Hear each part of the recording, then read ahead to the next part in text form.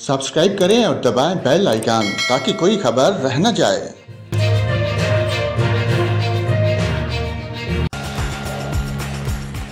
अस्सलाम वालेकुम नाज़रीन, जहां पर आपको खबर दें, महकमा मौसमियात का कहना है कि हवा का कम दबाव वस्ती सिंध और भारतीय राजस्थान पर मौजूद है। कल रात तक कराची समेत सिंध के बेहतर जिला में गरज चमक के साथ बारिश का इम्कान है। महकमा मौसमियात के मुताबिक सिंध में थरपारकर, उमरकोट, सांगड़, बदीन, हैदराबाद, ठट्ठा, सजावल, मुटियारी, टिंडो, मोहम्मद खान, जैकबाबाद, सखर, लाड़काना और दीगर मकामात पर बारिश का इम्कान है।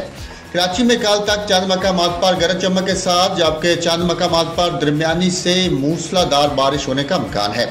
रिपोर्ट के मुताबिक 26 अगस्त तक बलूचिस्तान के शुमाल मशरकी और जनूबी जिला में वसी पैमाने पर बारिश हो सकती है।